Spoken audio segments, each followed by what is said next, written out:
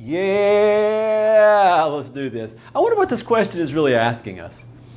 Well, it's asking us to find the integral from 1 to infinity and 1 over x dx. From a geometrical point of view, geometrical point of view, it's really asking us to find the area under the graph from 1 all the way to infinity of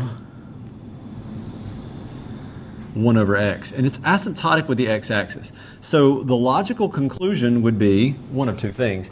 Either, since this goes on forever, it is going to have an infinite area and this is going to get us nowhere, or it's going to be a situation where it just gets so close so fast and just the contour of it is so right to where this is actually a finite even area even though it has an infinite length. That can happen. We actually saw that happen in the very, very first example, in the first video in this lesson. Okay, let's see what happens. Well, let's go for the obvious. First of all, you can't go to infinity, but you can pretend to with limits. So the limit as b approaches infinity from 1 to b of 1 over x dx. And if you want to call it x to the negative 1, you can, but you know the antiderivative, the integral, of 1 over x. And it is, I'm going to throw it at you. I'm not going to throw it at you. Limit as b approaches infinity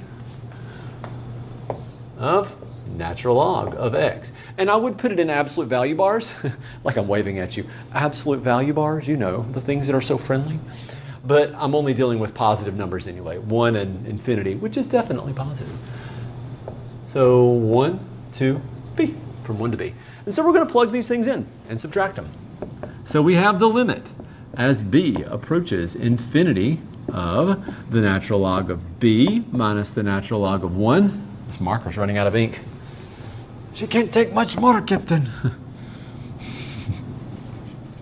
Okay, b approaches infinity. I wonder what the natural log of infinity is. This is more of a theoretical question than a question that you actually would crank out on paper. But the natural log of infinity, so like e to what power would give me infinity? That'd be a big power. So it's infinity. So that one's infinity. And then that one's just 0. So we basically have, it's getting ridiculous now. We have infinity minus 0 doesn't exist. So I'm just going to erase the equal marks and I'm going to say does not exist. And then the word for that, the technical word is to say this integral, this area that we were trying to find was infinite, first of all. And so it converges. We could say it equals infinity if you want to get all technical about it. But I'm going to say it doesn't exist. And the integral, I think I said converges. It diverges. Okay? If I use the wrong word, I'm sorry. I should never mix up those words.